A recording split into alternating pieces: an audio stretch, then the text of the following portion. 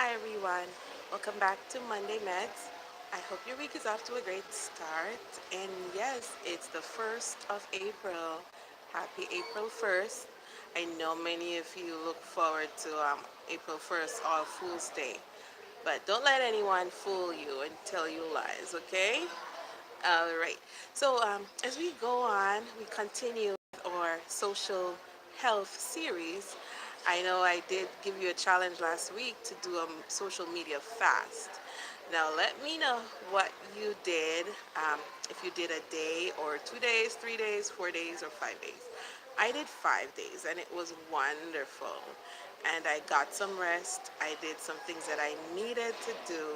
And yes, I'm more refreshed to go on with life and the things that I need to do. And of course, I got some time, quality time with my husband. And yes, he loved that I was more available to him. So yes, guys, you have to take a break and unplug.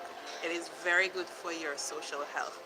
So as we continue today, I'd like to give some shout outs to a few people. Shout out to you, Lisa, Brian, and Jillian. Shout out Courtney, Sabrina, and Keisha. Shout out to you guys. Alicia, shout out to you. And Kaylee, shout out to you guys. And shout out to you, Jermaine and Andrea. Congratulations on your wedding. I'm so happy for you guys. And may God bless you and keep you.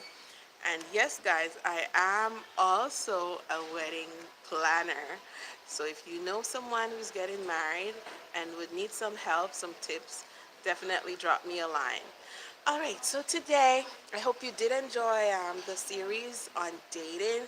Today, we're going to step a bit away from love relationships, and we're going to look at how we relate to our coworkers and our employers.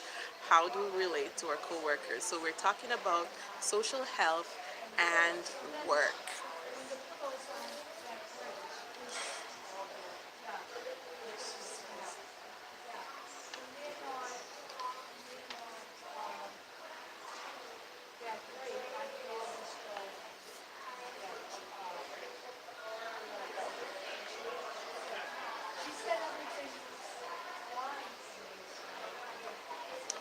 Yes, guys, it is time to get a job. All of you teenagers out there that are watching, it is time to get a job. Now, many of you are working, I know. Many of you may not be working, may be unemployed or may be unemployable because you may be on disability or whatever the situation may be. So I'm saying this, it's time to get a job to those who it applies to or those who are able to work. I know many of you may be still living at home with your parents and you want to move out, but you have to save if you want to move out and be on your own. So as we talk about mental health and social health and the workplace or work, yes, many of you who are not yet employed, you got to know how to find a job. One person says finding a job is a job. So yes, you have to take the time to look for, know what kind of job you're looking for. First, I would say do a career assessment. If you don't know what interests you have, those of you who are in high school and you're looking forward to college, do a career assessment that you can know what jobs suit your personality and your skills. Also, as you look forward to finding a job, you need to have a resume. Yes, you need to have a resume. So you got to look up some formats, suitable formats, put together a resume, have someone, if you want to have someone professionally do it, have someone professionally do your resume, but be sure to know what is on your resume. Do not go to the interview and don't know what your resume says. Also, you have an interview, you have to make sure that you practice. Find out some of the questions that could be possibly asked and practice. So, congratulations, you have your job, first job, or you are hired. in a new job, in a new position. What should you do on the first day or the first few weeks? First of all, you got to know what is expected of you. Know your job description. You have to know um, what the company's policies and rules are, and yes, abide by them as much as you can. Definitely, you should have actually done your research on the company before you even go to the interview to know what kind of company they are. Also, on the job, you want to make sure that while you want to have a harmonious relationship, try not to be too friendly. Try not to be too friendly with your coworkers, because sometimes people may take your kindness for weakness. And as I talk about having a harmonious relationship, we spend a third of our life at work. Did you know that? We spend a third of our life at work. So you definitely want to make sure that the job that you're spending a third of your life each and every day is something that you enjoy. It's something you're passionate about. It's something you want to get up and go each and every day. One tip, if you find that you are getting up each morning and you dread, it's probably time to change your job or change your career. Something to think about, because you should, if you are if you are invested in this company or in this job, you definitely want to be happy about going there each and every day. Also, you have to have good boundaries, guys. You have to have good boundaries with your coworkers. Yes, you can share personal things about yourself because you are related to each other each and every day. However, have boundaries, good boundaries. You don't need to tell your coworkers everything you're doing. Yes, you don't need to tell them, okay, everything you're doing. So that's one thing I want to point out to you. And as you go to work, and we're in a social media age and craze, you definitely want to limit your time on social media. Social media means that it's social.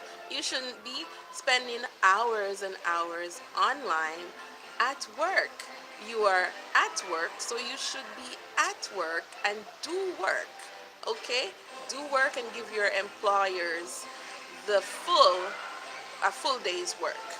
Um, Also, do not badmouth your coworkers. Do not badmouth your coworkers at work to another coworker, and don't badmouth your boss or your employers. Don't badmouth them in in the office or on the job, and don't badmouth them online. You know, that's not good social health. That's not good for you.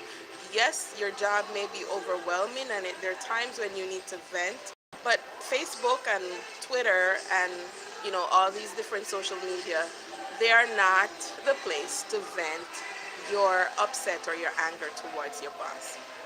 Did you know that a quarter, like 1 in 4 people, use social media? Yes, 1 in 4 people use social media, and about a quarter of employees use social, not a quarter, 3 quarters. So 3 out of 4 people use social media at work. And also, a third of the people who use social media, a third of people use, 1 out of 3 people use social media for more than an hour at work. Is that one you? Well, I'm going to encourage you to cut down that time and make sure you give your employer a just and full day's work. And in the American society, social media costs the American employers about $650 billion a year. Yes. And I hope that you won't be costing your employers more than you're actually giving them. Before we wrap up, I want to encourage you to have a balance, strike a good balance between your relationships at work, with your employer. Um, and for employers, I want to encourage you, if you do not have a social media training, I would encourage you to go online and find one or develop one that will help your employees to have better relationships online and even in the office. So, as I go, or before I go, I want to encourage you. to go to the ants. The wise man Solomon says, go to the ants and learn. Go to the ants, a sluggard, and, and learn her ways and be wise. Yes, the ants, they are very wise, very industrious. They work together. So on your job, I hope you will have a harmonious relationship with your coworkers and your employers, and that you will have a wonderful time, that you are fulfilling your purpose. Like the ants, you are being industrious and you are fulfilling your purpose. So be sure to like, give my video a thumbs up if you like it, and also be sure to share it with your family, your friends, and your coworkers so we can all have good social health at work. Thank you so much for joining me today and have a wonderful week.